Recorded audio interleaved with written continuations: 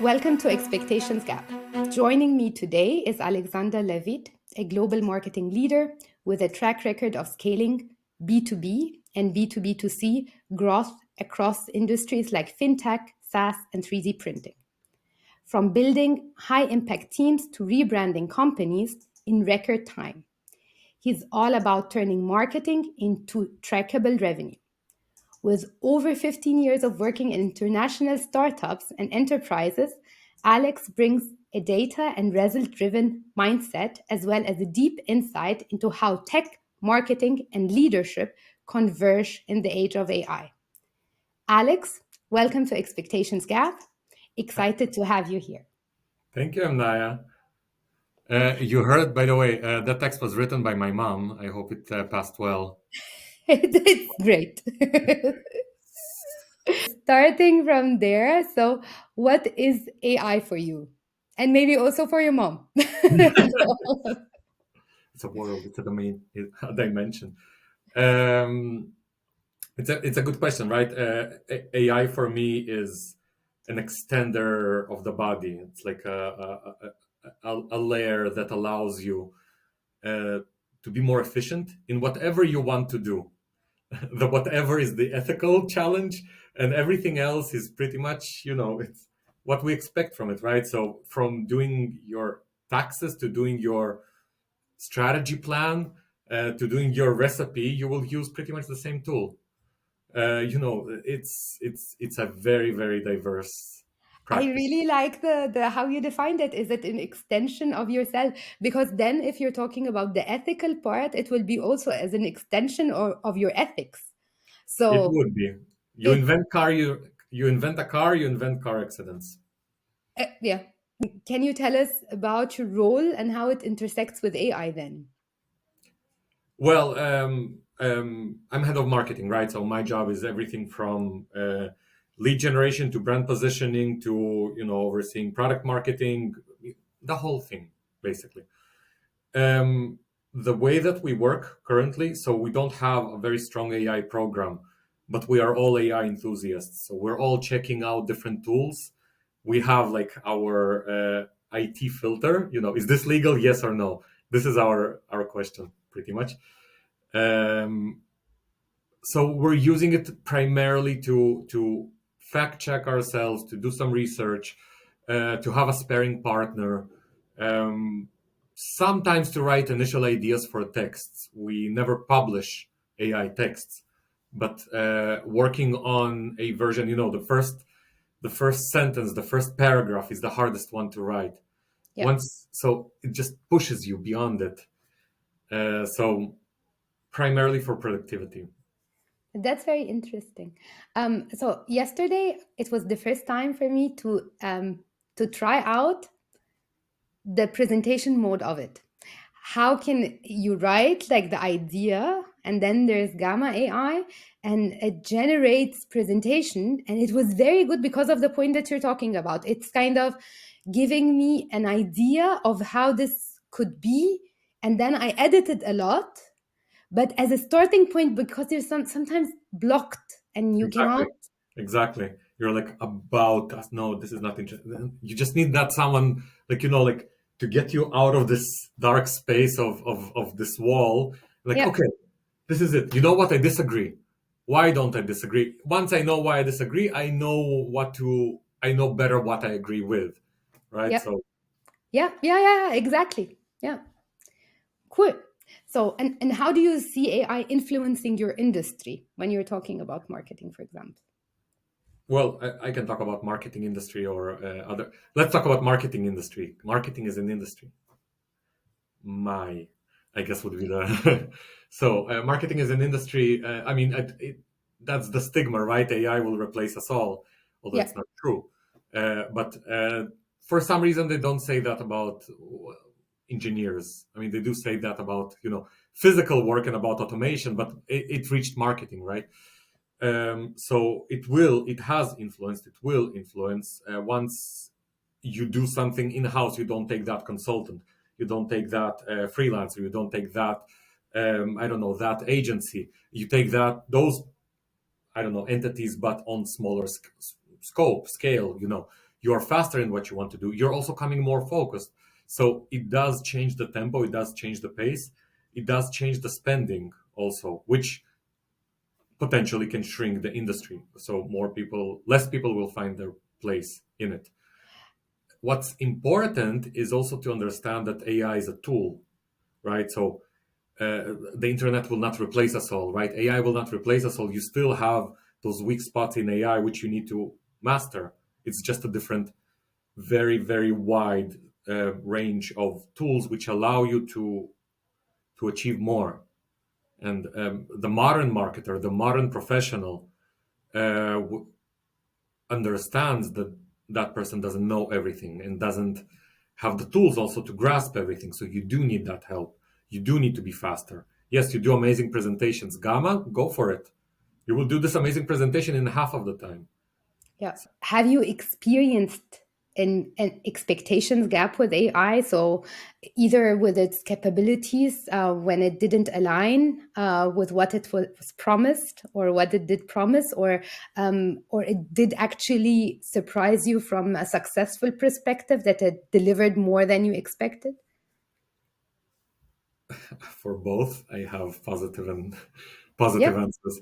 I mean, look, expectations gap. Let's talk about the negative, because why not? Let's be one of those gossipy people, Um, so um, I started using this tool, which is oriented. I will not mention the name, which is oriented towards writers and writing teams, content teams, to generate content. And I heard really, really great reviews. And it was a little bit before the big Chat GPT LLM boom, right? So my team was using it. Then in the new place, I said, okay, my team used it. They were very happy. Let's get it. Let's see how I can use it, because it was also experimental. So I said, let's just experiment and test it. It was not better than ChatGPT, the free version, the three, the Okay. three and free. So it was not better. And I'm like, okay, well, this tool just fell. Out of it, you can do quite a lot of things like this, right? So if you compare your basic functions of what you're looking from a ChatGPT API or ChatGPT itself, or Gemini or Claude, or everybody else pretty much, um, you can achieve really, really a lot. Also, if you have some technical skills, you potentially will be able to build upon it um, better than off-the-shelf tools. So But so the failure that you had is that it did not help you at all in the it generation. did not help me. No, it was a replacement. It was a paid version for something that I can get for free. Yeah, okay. Yeah, this is becoming more often, I think, because also a lot of smaller companies or brands, they're trying to get faster money by giving you like a promise that they will deliver more in a way, and that they're trying to get fast cash out of it. But the Um, industry just started. That's, yeah, we're in that stage of the industry. Soon it will become, I mean, it's already wild of how many AI companies you have, but I guess we're also more in the beginning. And at some point, the consolidation stage, it will shrink. yeah, So and there there will will be be then, market leaders. There will be the Salesforce of AI, you know, yeah, and the Salesforce is everywhere. So, avoid it. yeah. And what is then surprising? What was in a positive way? What did it deliver way better than you expected? Um, yeah, I have only common tools. You know what? No. So I work in 3D printing, Hmm. and I don't 3D print, let's say, well, or know how to 3D print. Okay. And I bought this 3D printer, the small one, which is also very well known in the community. It's really, well, to be fair, it's great. And I started sending like prints from my phone. Like a friend of mine told me, look, my 2-year-old can do it. And he literally gave his phone to his 2-year-old. He chose a toy that he wanted and sent it to print. It's not Okay. AI, it's not anything. It's just an app, right? Uh-huh. Um, and then I said, okay, well, in that case, I can design also. So I started looking for text to STL file, which is the 3D file that you need. Hmm. And I managed to like design several, primarily toys or like different designs, different random stuff but it's also the beginning. And this is somebody I don't know how to do really anything, really bad. And suddenly I started designing, I started scaling, printing, using the software, understanding the technology better, because this initial barrier was too much. And then I was like stuck in the printer. I went to an LLM model website, which is well Yeah. known, and asked, "What's up? What's going on? Look, this is took the picture. This is what it does." Instead of sitting like all day on the, it's not all day. Like capable people Uh-huh. can do that in minutes, but I don't know really what I'm looking for. Yeah, so So you don't need to read all the manual and checking what's then hanging there. it's just so easy. It's just so easy. You're suddenly you're cut. You don't need that. You can reach that point. You just need a lot more time and will and motivation. And for me in the past, it would be like, okay, I don't do. It's not like, Yeah, okay, let's work harder and let's do it. No, I don't do. yeah. Yeah. But this is so cool because then you're not only being creative, you're being also productive in the creativity process. Exactly. Interesting. You don't waste your time on like little things which don't matter. Jumping to the job market. Yes. Do you think AI will be changing the job profiles? So you said it can be shrinking the industry, for example, from a for the marketing landscape. But is it going to change the job profiles as well? Necessarily, um, necessarily and everywhere in every job profile. If you're an event manager, you will need to use AI on some level, something which is a very physical, like if I'm talking about marketing, it's considered to be a little bit more has physical touch, let's say. Everyone will be required to know AI, at least at the basic. And if they don't know AI, they will not be able to find good enough solutions in good enough time. So the expectation of output will be adjusted to people who use AI. So I don't expect you to take 3 days and do the research. I expect you to take an hour and do many deep searches and then come back to me. If you don't do that, well, dude, you're slow. Yeah, So because the technology is there, so you're becoming slow. exactly. It's like sending an email with a fax. Yes, yes, the other person on the other side will read it. Is it what we want? I don't know.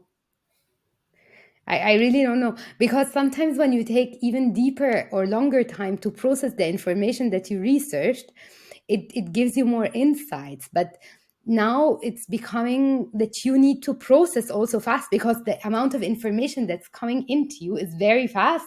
So it's based on your processing power. How can you link the information? How can you conclude on things? And people are expecting you to do this fast because you have your baseline of input, your Yeah, extension, your brain extension is should be giving you it like. will come to that. We're not there yet, but it will come to that. And then what would be your advice, either to companies or individuals, on how to adjust if you're saying it will take time that we reach this phase? How to adjust? Look, it's not like start using AI or start. Do, it's about curiosity. What this thing, which is so spoken, and to be fair, it's so spoken that it gets out of everywhere already. It's almost boring. What can it really do? What can it contribute? Is it really worth like this? I I taught my mom to check her. It's really, I'm sorry for every data person who watches, or regulation, to check her medical on Chat GPT, just to say, because she didn't know what does that mean. What does that mean? So scan it, say what does that mean. What should I ask? What is within the norm? What is not? Like, this is stuff that you can also ask the doctor. Will you ask all those questions? Maybe not. Will you know better where to focus? Will you sound like a little bit more intelligent when asking, and not saying, what will I die from? No, you have flu, man. No, you will not. Yeah, be realistic. A car. Nothing. Yeah, probably. And this is then the majority. Yeah, so it's. So yeah, yeah, I think the every technology will succeed if more use cases will be found, and those use cases are not technology driven. It's not there's AI, let's see. It's maybe I want to learn a new skill. Maybe I want to save time on, I don't know, something small. Like nobody needs to use it all the time for everything. There are some things that you don't know. You would Google it. It's not like you would go to the ancient scriptures and start reading them with a candlelight. You will Google it. You will read somebody else's information. So instead of reading one source and saying, I know it, read, Yeah. well, at least three, four. You can deep search, you can search 60. I don't know, in the future, more. I don't know. Like the capability is there. It's really, really only the beginning. It's really insane what you can learn there. If you read, I don't know, news, or you read anything on your phone, you can chat factually about some stuff or ask for support. Plan a dinner. You don't take any idea from there, but you still have some kind of a structure. How that will that be? What's the logic that it was organized? It helps. It's a sparring partner. And what are the ethical challenges that you're seeing at the moment? Well, I was thinking about that question. So, one ethical, well, there are several. One ethical issue would be, I'm sorry, I have to say, data. There's a lot of data which is being uploaded by people, by third-party people, and basically there's no control over data generation and data uploading. It's very, very difficult. The second thing, I'm thinking about kids. How will they learn? What would make them learn? Like when we were kids, we had to, like, there was TV, sure, for some there was computer, but you still needed to read. You don't need to read today. It's Yeah. like, hey, okay, Google, what does it say this? Alexa, whatever, just you have so many devices which can read out to you, can write, can do whatever. I'm planning my wedding now, and Oh, I'm congratulations. thank you. And I'm communicating with suppliers in Greece, great country, in Greek, in native Greek. Ah, okay, cool. Yeah, because this was not available a couple of years ago for sure. No, I mean, you could do Google Translate and then somebody would read it and say, here's somebody who used Google Translate. No, But people are shocked. Like, you're really, you don't speak at all Greek, and yasas, you know. So yeah, it's putting everything in context because the translate apps or the translation apps was kind of one to one word, but now it's putting things more into context. And if you're doing wedding stuff, I would assume that it's making the email more nice and cute and flowery. And exactly. yeah. Hey, let's work together. Be nice to me on the invoice. Please be nice to me. Barakalo. Yeah. And okay, what would be one myth that you bust about AI? That you need to get a tool and it will bring value. I bust about it on many tools and also AI. No, understand what's the business problem, understand what the process or the blocker or the block process or the blocked issue, I don't know, whatever. If you see that there's a chance that AI can improve it, then bring AI accordingly. Not, you know what would be cool if we can make text into video and then we can make guidance videos. Do you have such a need? Is it part of your program? Because you will divert necessarily its resources. You need to implement. You need to learn how to use it. You need to use it. You need to do there is stuff that you need to do, and people are adjusting their programs or running on their programs without really defining it and bringing tools which don't fit them, which normally are an overkill.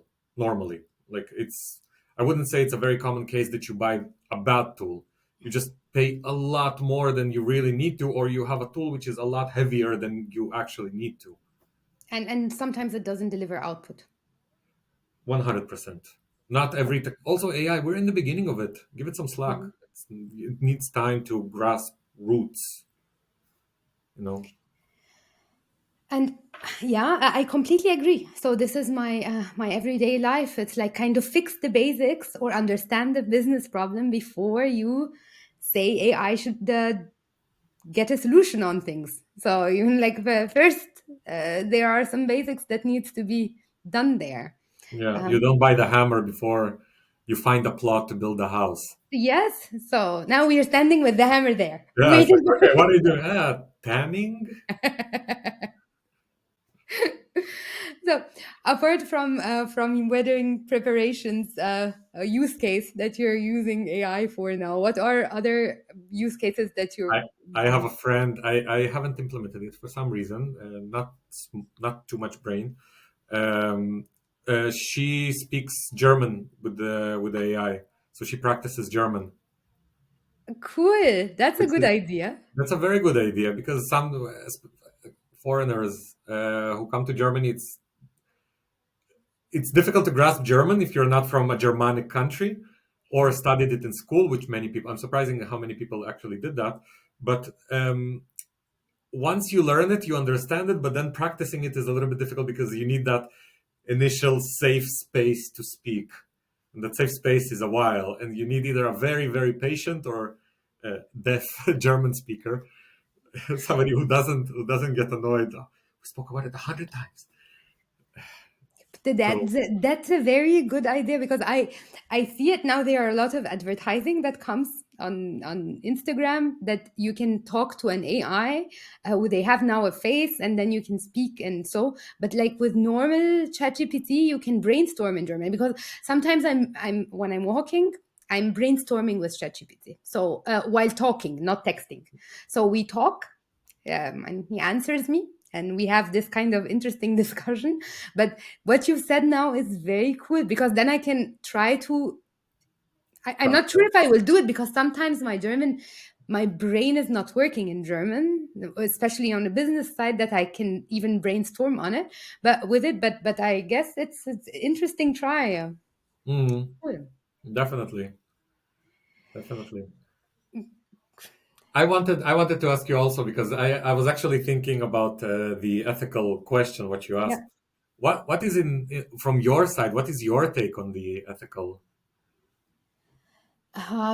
So the ethical part has a multiple layers. So in my opinion, there is a part where that you use how do you use AI? Like what's Yeah. your intention by questioning AI or by getting data out of AI? Or even like that, are you kind of fair enough, like when you present something that you say that this was a part of it AI generated, or not, or are you using it in a platform where it's allowed to have it on AI, for example, or have AI supporting you or not, things like that. um, this is one level of the ethical part. It's like between you and yourself. And there is a part where the big companies, like how they are getting the data in, what type of data is it, data that is actually eligible for them to use. Because it was interesting when I was researching the topic a bit, that it's all our content, and they've been using it, for example, the emails that we have to write, these very proper emails, so they went into our content. I'm not sure if I gave approval for this. You know how much you know how much secret companies data is training AI agents right now. Yeah, so it's really challenging. And I don't know if they, so this is a part where the companies come into place. And then the third part is the community. Like how is it regulated within the community? Is that regulated by people rejecting use cases, for example, like you say, no, I will not approve deep fake stuff, for example, or is it then regulated by the government? And is it then the regulation across governments should be done, or is it like across nations, that we are able to all work in peace, or it's going to be country by country that they will have some variations there? These are all a lot, like I think, multi-layered, and it's a discussion that needs to start and keep going. And The yeah. security element, like the security, the crime element of the implications of that of AI, that's insane in my eyes. That's like fertile ground. You have crypto, you have AI, you technically have robotics. You can really do a lot. And fighting it is not jealous. It's like it's a hunt of bots and humans in the digital space. It's And we should allocate a lot of resources and brains into it, that we are able to get this under control, I would say. yeah. Yeah. You have any final words to say? Yes, I would like to apologize to an AI, to ChatGPT, because once I asked ChatGPT a question, and he or she, they, I guess, were dodging the answer and giving me very general, and I was trying to focus and trying to focus and trying to focus, and it was really, really bad. So I told them to stop the conversation, not to stop the conversation. I said, go back to your developer, tell them that you still need work, and this is too much. You're over promising, and you should think about what you're doing before giving an output. So Okay. And what was the answer? he said, I think the conversation is over now. Goodbye. So, so So, and then I was thinking, oh shit, I'm blacklisted now. And I mean, he does know where I live. He knows everything. Knows everything. Like it can also come on. So I know that you have access to videos. I would like to apologize. We can start clean sheet. No cursing anymore. so I support that with Alex. Please don't blacklist him. Yes, Thank please you. don't blacklist me, AI. Thank you so much, Alex, for the Thank interesting you. conversation.